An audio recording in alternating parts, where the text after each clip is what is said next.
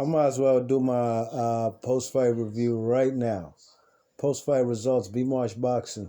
Even before the fight ends, or at least before they announce the decision.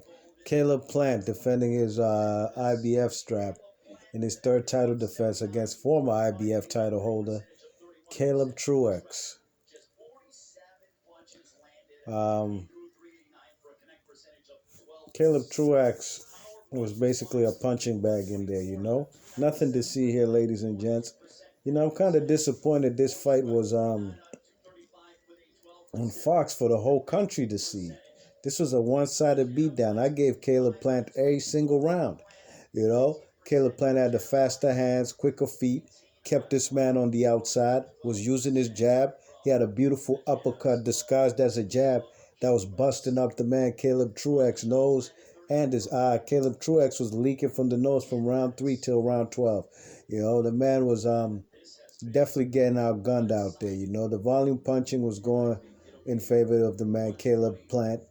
Just everything was in favor of Caleb Plant, And I understand this is a mandatory he has to fulfill, you know what I mean? And you got to do what you got to do.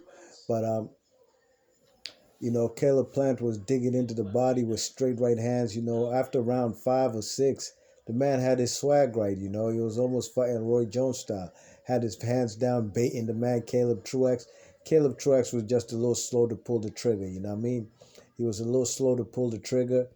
And he did miss a lot of shots, Caleb Plant's a good defensive fighter.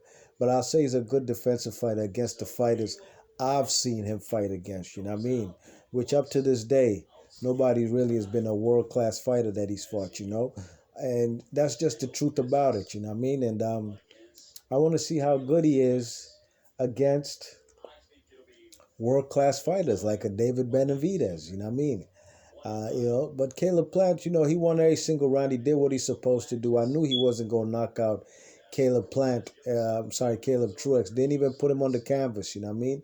But it was a very, very one-sided effort. And like I said, for this to be on national TV on Fox, to me, it's a waste of space and a waste of time because really and truly, you would think, what happened to those PBC cards they used to put on, like when Fernando Montiel fought Jorge Lara and what's the guy's name? Thomas Williams fought that guy. What's that guy's name?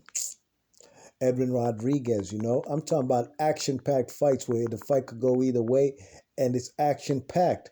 That's the kind of cards Fox needs to put on if they're going to televise and broadcast fights for the whole country to see, you know what I mean? Not no one-sided beatdowns, you know what I'm saying? Because you don't know how many times I kept flipping the channel going to watch my Boston Celtics playing against my our most hated rival, the Los Angeles Lakers. And we actually up right now as I'm watching this game, But Caleb Plant, hopefully we see him in there with better opposition, Caleb Truax is about 37 years old. He looked every bit of 37 tonight, and it was just a thorough beating, The man was leaking from the nose from a long time. I'm talking about like round 3 or 4.